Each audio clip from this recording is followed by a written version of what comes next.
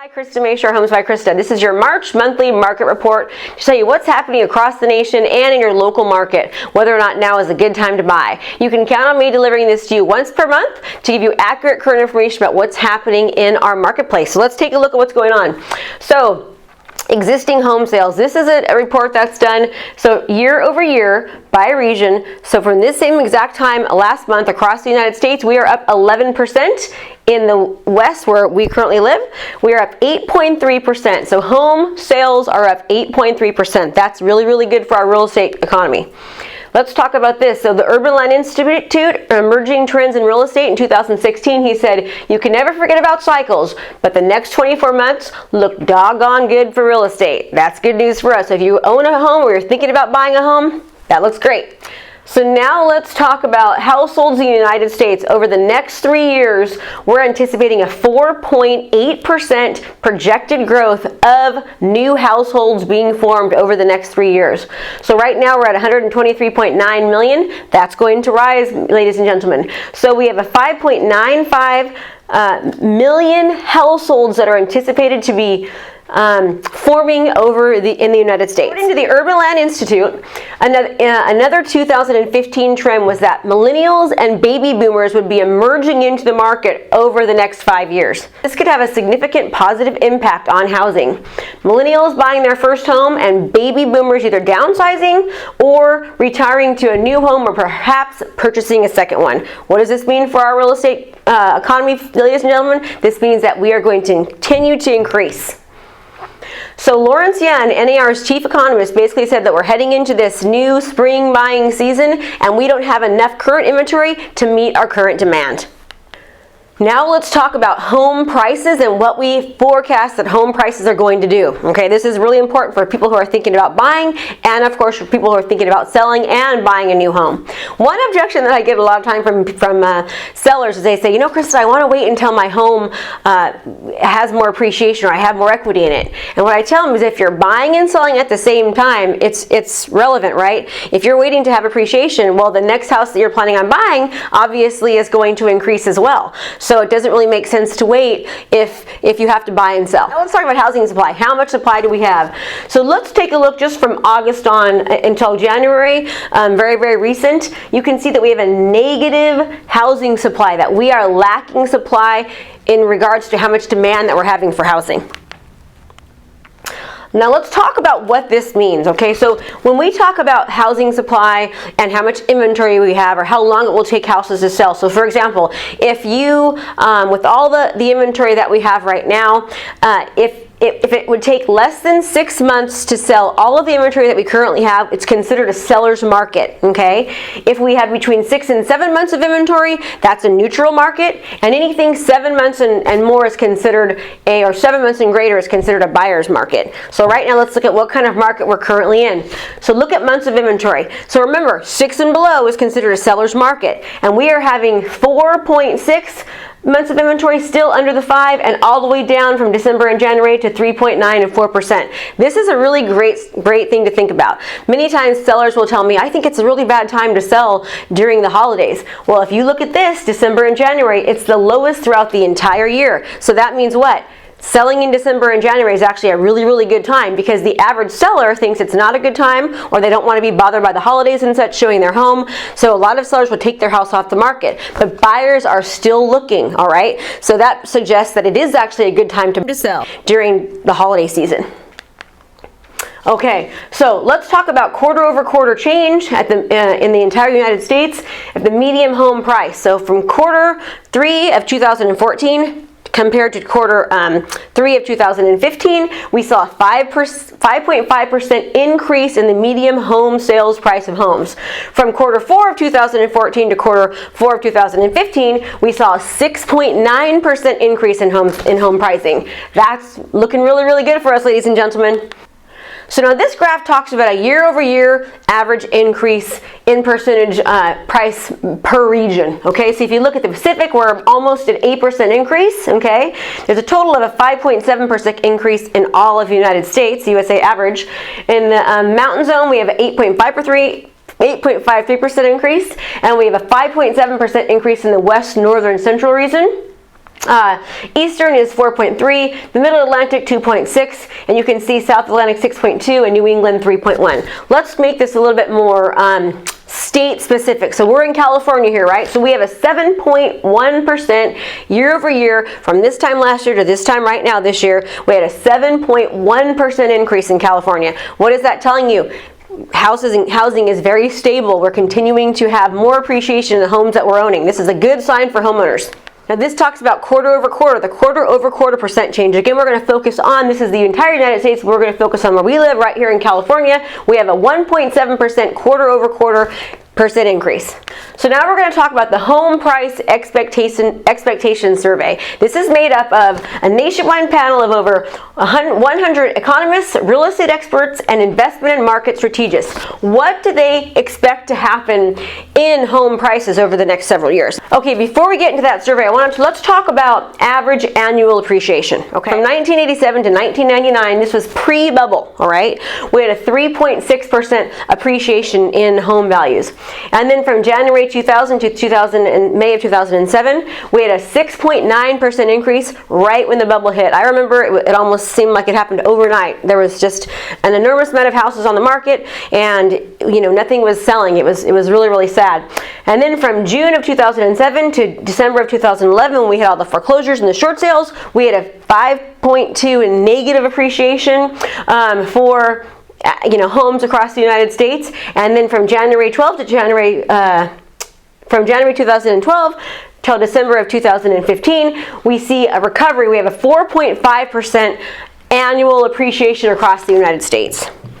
And again, if you ever want to see any of these graphs or find out where the information's come from, you can always contact me and I'll give you a list of it so you know, okay? So now let's talk about projected mean appreciation. So remember, this is from the Home Price Expectation Survey, when they take the economists and real estate experts and they give what their opinion is going to be. So they expect that in 2016 we're going to have a 3.7% increase. That's their expectation. And staying in the 3% all the way through 2020. That is what they are projecting to have happen, okay?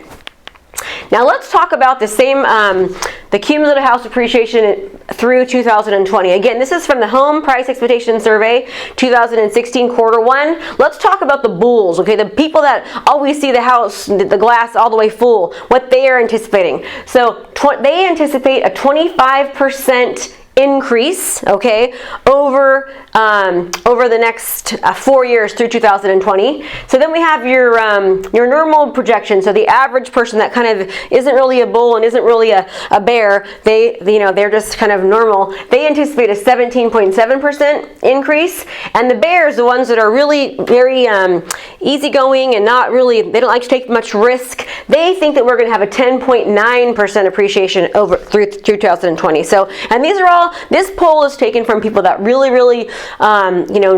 do research and education and know what they're talking about regarding real estate. Okay, so let's take about this. The Case-Shiller year-over-year price changes by 20 city composites. So this is the S&P Case-Shiller study conducted on February 20th. So you're looking, this is showing true appreciation. What has happened from January of 2014 through December of 2015. This is showing you of a 20 city composite, what the appreciation levels were across the United States. So we were all the way up in January 2014. This is when we were starting to really kind of recover from our crash. We had appreciation up to 13.2%, and it was very, very, steady as far as the appreciation. Now here we're seeing much more normal appreciation. This has been kind of what we're anticipating is going to happen all the way through 2020. We're seeing normal appreciation, and look at here. We're seeing it go back up. And why is that? Because of the low inventory levels. And remember, they're anticipating to continue to have low inventory levels based upon the amount of millennials and baby boomers that are going to be entering the market and leaving the market, or actually entering the market. So remember, we're anticipating to continue to have low inventory levels, right? So low supply, which means when you have low supply, what does that mean? Prices get driven up, okay? And they're anticipating to continue to have that for the next 5 years due to the millennials and baby boomers. Now let's talk about the housing bubble. I have many people say to me, Krista, I'm afraid to buy because I think we're going to have a housing bubble. We're going to have another burst. It's going to be just like 2008. So sellers are wanting to sell because they're nervous, and buyers aren't wanting to buy. Let me put that fear to rest. I completely completely disagree with the fact that there's going to be a housing bubble, and this next graph is going to support why I say that. Okay, so let's talk about mortgage credit availability. So back in 2013, 2014, the beginning of 2015, it was very difficult to get a loan. This shows how hard it was to get a loan, right? It was very, very difficult. This shows it's starting to get easier, but it's not getting that much easier. Let's look at the overall growth, okay? This shows easy to get a loan. They were giving loans here to people that were making $40,000 a year that should maybe have only qualified for a $100,000 mortgage. They were giving them mortgages for $600,000. So basically they were doing stated income loans, giving people loans that should not have afforded those loans they were being given. That's why we had the crash. But if you look at now, so super hard, it's still very, very difficult to get a loan. This is showing it's going a little bit up. Yes, it's getting a little easier, but it's not getting too much easier. So that means that buyers are having to prove they really can afford these homes. They have stable jobs. They have stable income. That means less likelihood that we're going to have a crash. The reason we had the crash before, it was they were loaning money to people they should not have loaned money to. Okay, so take that fear about having a crash out of your head. So now let's talk about something that we need to think about. Excuse me. Now let's talk about something else. You as sellers and as buyers, you need to be made aware of something right now, a current problem that we're having. So make sure that your agent negotiates this for you in the beginning, during the contract phase, or you know that it's an issue that could come up. Houses, because of the lack of inventory, people are doing multiple offers, and they are being very aggressive on the offers that they're doing. So houses are not appraising. So the appraisers are not finding the value in the home prices as much as the buyers are buying them. Okay, so let's take a look. This is showing the appraisers' home value opinions compared to homeowners' estimates, or what they're actually in contract for. You can see that it's been undervalued. So they are coming in anywhere on the average of what? From 1.5 to almost 2% below what they're in contract for. So that means that you need to understand that if your house sells for $200,000, it might come in, $4,000 under that, and kind of do the math there. So prepare yourself for that. Make sure you have that discussion with your agent. What does that mean? How do we protect ourselves from that, from these houses not appraising? Okay, starting to get a little bit better though. Now, interest rates. So think about something. If interest rates increased, for every 1% increase in interest rates, it puts a buyer's buying ability down by 10%. What does that mean? Buying a house for $500,000, that means that if the interest rates increase by 1%, that they can only afford to buy $50,000 less. So if they increase by 1%, then they can only afford $450,000. Okay? So how do interest rates affect what's happening? So will mortgage rates go up or down in 2016? Okay, so according to Inman News, 69% think they're going to go up. Okay, 28.8% think they're going to, you won't notice them very much, and 1.2% of people think that they're going to go down. All right. 30-rate year fixed mortgage. This is according to Freddie Mac. So their rate mortgages, 30-year fixed mortgages from Freddie Mac. Let's take a look at what has been transpiring as far as what the interest rates have been. Starting from December from 2015, you can see they're ranging up at 4%. And then we've had a gradual decline, okay, almost completely gradual, except for February they were a little bit lower. But they're averaging in the 3.65 range right now as of March. So as you can see, let me see, 114, 121. Okay, as you can see, from Freddie Mac's the interest rates according to Freddie Mac have been basically going down. Very, very nice numbers for buyers here. So what does this mean? This is about a third, about 30% decrease in mortgage rates over the past 3 months, which is nice. They really change very quickly. Okay, so mortgage rate projections. What do we think is going to happen according to Fannie Mae, Freddie Mac, the Mortgage Makers Association, and NAR? So an average of all four, they are saying in quarter 2, they're going to be around 3.93, and then in quarter 3 to 4.08. Let's just go down to 2017 quarter 1. So they're anticipated to go up to 4.33. That's about 60% higher than they are right now today, right? And remember that as interest rates increase by 1%, a buyer's buying ability decreases by 10%. So keep that in mind if you're on the fence about buying. Okay, so let's look at mortgage rates from Freddie Mac for a 30-year fixed loan. This is basically what is actually happening, and here's what they're projecting. Okay, they're projecting them to go all the way up by the end of Q4 to 5.2%. That's about 1.3% greater than we are now. So that means a buyer's affordability is going to be about 10%, so about 13% less from now until the end quarter of 2017. So buyers, if you're on the fence, let's get to it. What does all this mean to us? We are still anticipating that the inventory levels are going to remain low, which means our housing market is going to remain strong over the next few years. So from Freddie Mac, housing was one of the few bright spots in the economy last year, and we expect continued improvement in 2016.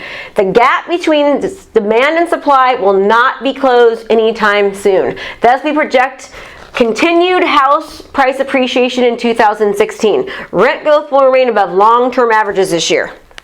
Let's recap, okay? So when you have low supply and high demand in anything, whether it's a house that you're buying or a gallon of milk, what does that mean? It means that prices go up, prices increase. We are seeing that right now due to the fact that we have low inventory and we have high supply from buyers because they are out and about in full force due to interest rates being low and due to the amount of buyers that we have entering the market, all right? So expect to continue to see increases in pricing. So expect to see increase in pricing, and the demand to still be there. So this means that it's an excellent time to sell, and although it might be difficult to buy, it's an excellent time to buy because of the projected increase in what we're seeing homes are going to be sold for over the next 5 years. Please feel free to contact me anytime for any questions or comments that you might have regarding any real estate related matters. Have a great day.